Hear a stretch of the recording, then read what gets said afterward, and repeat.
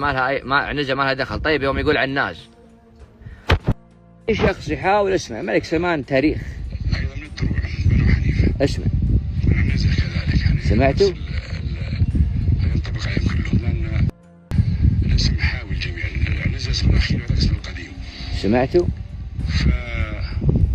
فسكن الدرعيه هبه من ابن عمه كان يسكن في الخطيب قبل. اسمع سمعتوا؟ الدرعيه زوجة الخطيب. كان نعم كان يسكن في القطيف اللي هو في الدولة السعودية الأولى قبل، وكذلك كان قبل كانوا في خيبر، وخيبر هذه مرجع نجا كلها هناك، يعني زي ما تقولون يعني أكثر منبع نجا هناك في خيبر، وكان هناك ويشهد بها القصيد تثبت من ذاك الوقت اليوم وكذا، وأنزل لكم الشايب وهو يقول قصيد وأنا حافظ منه شيء متقطع يعني ماني حافظه كامل. يقول حنا بني وائل على العز والثنى، عدونا له بعيد يخاف، وحنا في اجلاس ودلاس جدنا اجلاس ونعم الجد مدله الميلاف، ولنها خيبر غرشت ما في مثله، عليه من شغل مدري وش اطناف، ولنها بالفجره شمال النخل مسجد اليسار الكشاف يشاف، ولنها مرتع الناقه والنقره ما حوت، ولنها الجليب اللي بحضن ارواف 50 قامه طوله قبل لا ينهدم عليه من علامات المحوص اوصاف.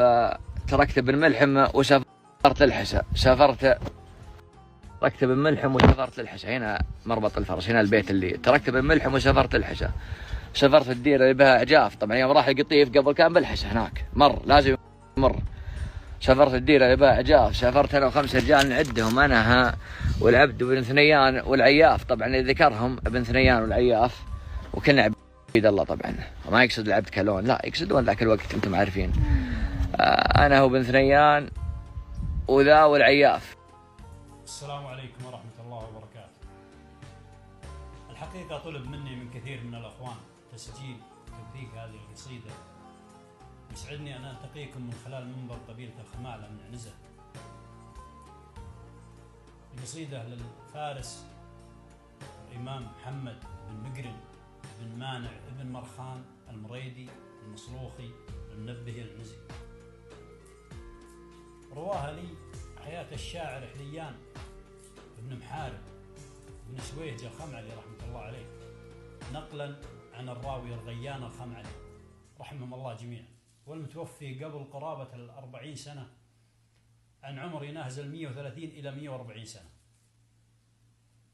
يقول حنا بني وائل على العز والثنى،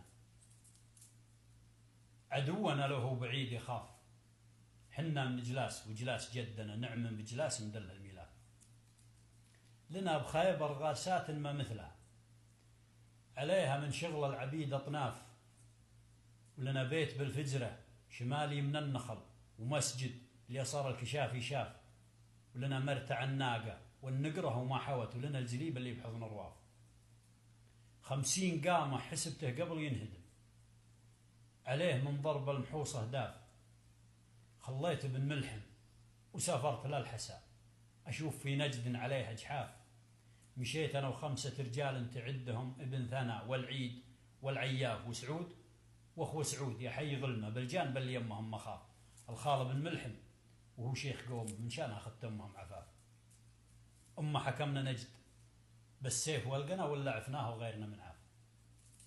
جاء رحمة الله عليه وأسس الدرعية، وخلف ابنه سعود، وخلف ابن الإمام محمد بن سعود اللي قامت عليها الدولة السعودية الأولى رحمه الله، ولا تزال بإذن الله تعالى إلى قيام الساعة.